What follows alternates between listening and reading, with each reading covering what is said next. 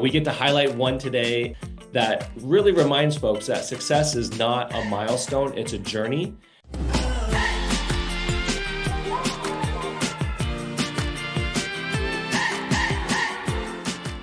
All right, Pete, let's just go straight to the place where I know you want to start. Why are you doing what you're doing? There's many different answers I get, but I know it's very near and dear to you, as it should. But this is what some of the magic in the room happened because we got to see your heart for this industry and for the products and services that you offer. So let's go right there. Please share with the listeners and the audience more about why you created Real Innovation. Bottom line, I see life insurance ownership as really a noble thing, and it may seem inconsequential or transactional in the moment, but in the big picture, every day, I believe when our agents go out there and they talk to America and they help them give expert advice, and hey, kind of the golden rule, what would I do if I was you? It could be years, could be 10 years later, but eventually that one phone call or two, however many it takes, in that time of need, the spouse and the kids are left with a better future because they decided to buy life insurance. So that's why I've stayed in the industry, and that's the why why we do what we do each day. All right, let's roll right into the next one, which is quickly highlight, what does your company do? High level, what we are, we're an independent life insurance marketplace. We you could call it a brokerage, but it's all digital, all online. Where we're a little different than others, it's a couple things. A is a consultative approach. We think the industry's, I dare say, been guilty of being a little overly transactional. So we really want more of a white glove consultative approach with the clients.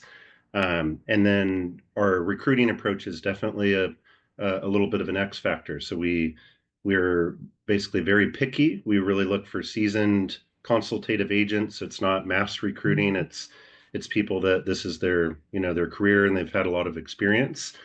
We don't charge any fees, and then we're not profiteers. We believe like in the long run, um, short term, like we're okay with running tighter margins, but providing better value to everybody we serve. So for our agents, we provide all the technology, invest heavily in the marketing, the advertising, and then just try to be great to clients and kind of follow the golden rule. Like, hey, if it was your loved one, your spouse, your kids, how would you want them to be treated? And that's how we try to treat our clients. So yeah, that's what we do.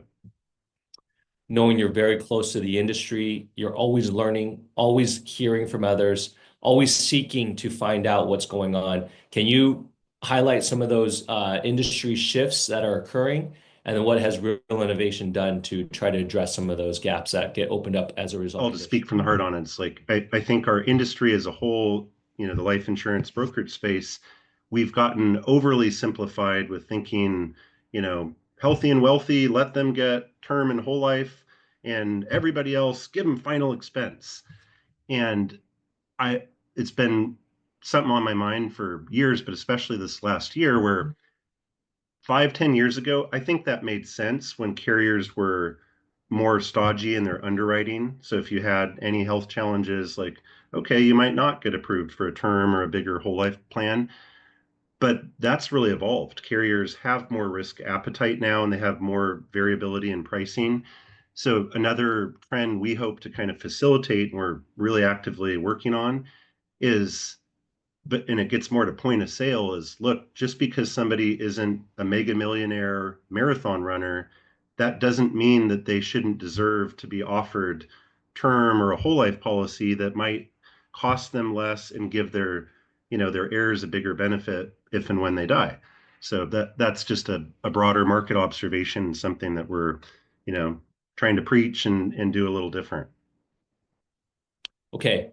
No entrepreneur just sits around waiting for things to happen. So I know you've been busy this past year. So tell us about different product launches. Tell us new initiatives. What have you done since the event? Efficiency, we're I'd say almost twice as efficient as we were a year ago. And there's nothing like earth-shattering secret about how that was done. I've recently called that like blocking and tackling, just more time to like test what works, what doesn't, and be authentic about it, like, oh, that one sucked, let's drop it. And if an agent isn't doing well, you have to talk to them and try to help them. And if they can't, let them go. So part of that was time. But then as a result of that, our velocity and growth is accelerating. So like high level, just as a couple stats I could throw out there is just looking at Q4 to Q1, we're looking at almost a double in output in a matter of months. And that's cool. But what I think is also inspiring about it for me is like, if I'm being like really brutally honest, it's just scratching the surface. That was just with some of these like process tweaks we've been making. Now we're at a spot where, okay, let's start pouring on the gas where we've gained more efficiency. So modestly, we see we'll be at about a 300% year over year growth in our run rate, and I think it could be higher. So maybe it will, but I think we'll see about 300% growth.